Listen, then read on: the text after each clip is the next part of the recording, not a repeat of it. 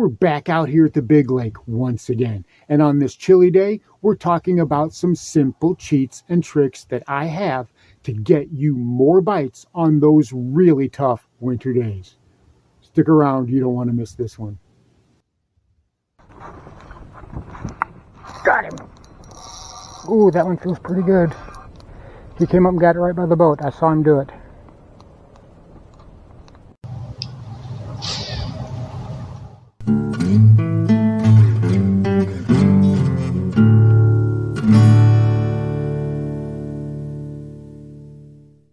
And here is this video's featured comment. Congratulations! If you would like to have a chance to have your comment featured in an upcoming video, all you've got to do is leave a comment. And now, on with the video. Welcome back to Lowbrow Fishing, and here at the Big Lake, it's only in the mid-30s today. It is very chilly, and with that 7 to 10 mile an hour wind we had today, it was biting right through me. It made for some really tough conditions out on the water. But you know what? That's the name of the game, isn't it? A lot of the times we have to fish the water that we're given. Sometimes, that's the only day off from work that we have, and that's what we have to fish. It's not going to be a perfect day, and still we want to go out on the water and we want to be able to catch some fish. But what if a weather front moves through, and we've talked about it before, right? In the summertime, in the spring, whenever a cold front moves through, it can really mess up the fishing. But in the wintertime, it can really play havoc. But before we get started and get in depth in this, do me a favor, hook set on that subscribe, make it change color, and while you're down there, give this video a like. I really appreciate it. But talking about weather fronts and cold fronts, well, they're more of a weather front in the wintertime since it's already cold. But the fish don't care. It messes things up. And there is a big reason for that, especially in the winter, that we don't have to deal with in the spring and the summer for the most part. And that is frozen rain or snow. When the rain gets really, really cold, it's more cold than that water temperature is of the fishery. And those fish don't like it, and they scatter and they go deep, don't they? And that can make the fishing the next day almost impossible if you don't know what to look for. See, there are actually some really nice benefits that happen whenever it rains. And if you know what to look for, if you know the simple techniques and the simple tricks of what to look for, you can still find some really nice bass. Because as with the spring and the summer, after a front moves through, you get bluebird skies, right? Things warm back up. But even still, that bass, those bass, they can be messed up for the next few days for the most part. But in the wintertime, there's a little thing that happens where when it rains, it causes mud to wash into the water. And you say, well, Lowbrow, what does that have to do with anything? Well, mud water, dirty water, holds more heat. And the next day, when that sun comes out, well, that dirty or stained water, that's going to be the first water that warms up. So those fish, they're going to be moving right back to that shallower water in those dirty water areas. They'll be moving back in that area quicker than they will any place else. And believe me, they know where that water is because traditionally they know where those runoffs are going to be. It happens in the same places every single time. Every single time it rains, you're going to get runoff in the same places as that water cuts channels into the ground, and it just runs right off into the water. And you can see this on a lot of fisheries. You see that hard defined edge. You see that, we call it a mud line, right? And on one side of that mud line could be gin clear. On the other side of that mud line is pea soup thick. So how do we take advantage of that? Well, it's very simple. We know that those bass are going to be in that muddy water. They're going to want to prefer that stained water, especially whenever it's cold out and they're trying to find a place to warm up. We can fish that like we would any other time whenever we're fishing muddy water. See, I'm throwing something like a Texas rig. This is one of these spearmint worms that you guys, you know that I make. This is what I've been talking about.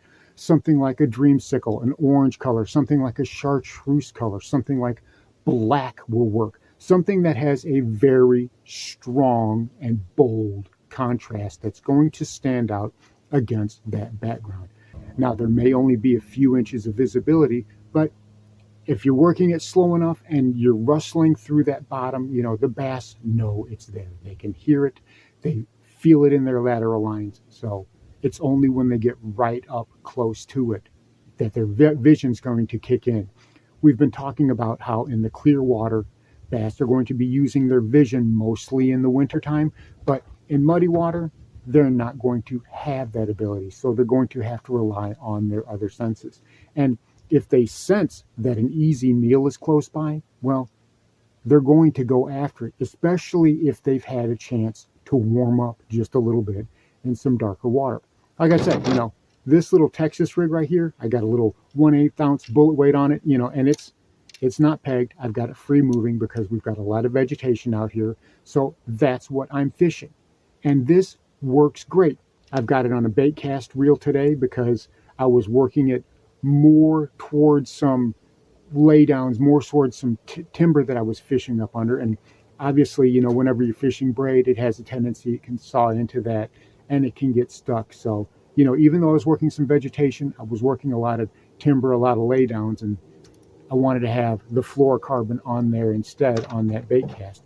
Now, obviously, another great way to go is, well, the good old jerkbait. We've got the Yo-Zuri 3DB here.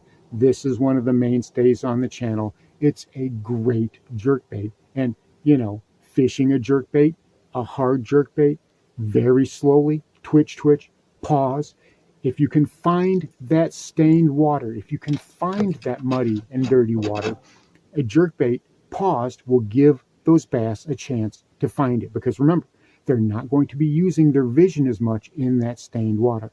Now, if you have some open water, some clear water that you think might still be holding fish, especially if it's deeper. If you're offshore, you found some deeper water, well, obviously this is going to be money. This is going to be one of the things that you really want to have tied on.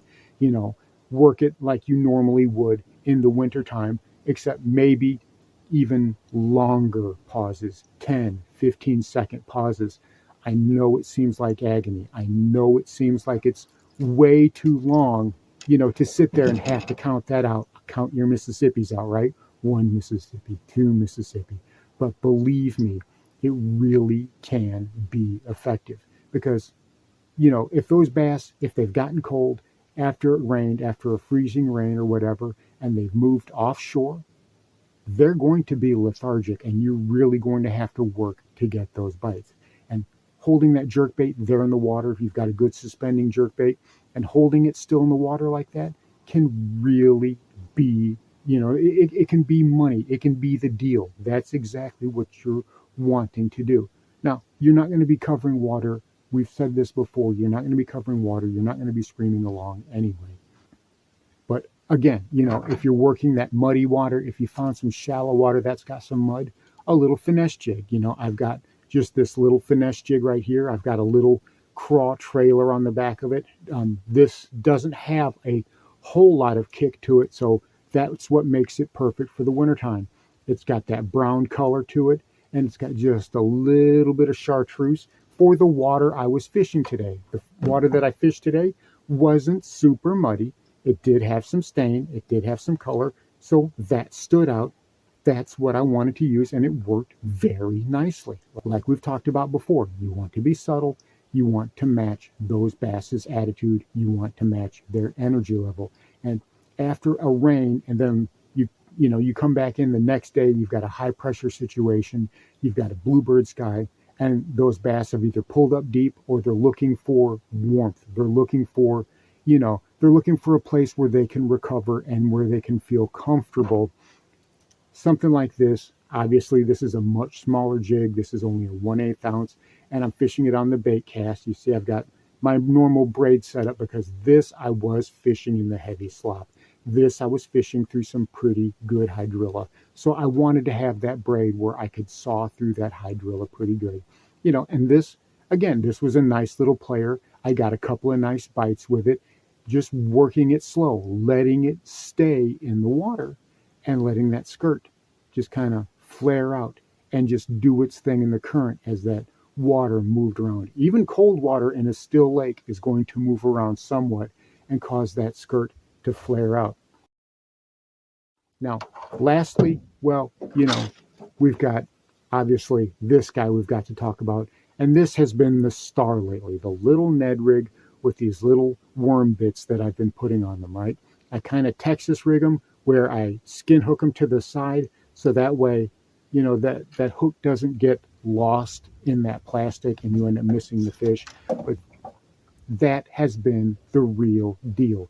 Just slowing that down, taking that presentation and just holding it still, dead sticking it. On a day like today, today was post-frontal conditions here, right? We had some stained water for the runoff, and we had fish congregating in those areas because they were the first to warm up.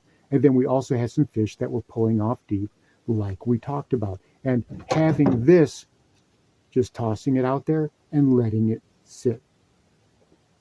Just barely working it, barely twitching it. I mean, when I showed you how to use this in the last video, I'm actually going even slower than that on a day like today, because that's what those bass were responding to. That's what they were attracted to.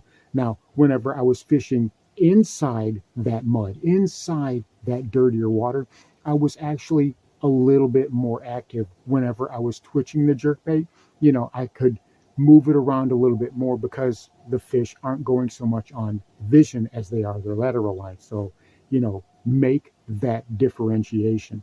Understand that in the darker water, you may have to be a little bit more aggressive with the movement, but not a whole lot. And even when you are, right, even if when you're twitching your jig, give it a good long pause. That doesn't mean work it super fast. That means maybe give it a couple of extra hops and then let it sit there 5 or 10 seconds, right?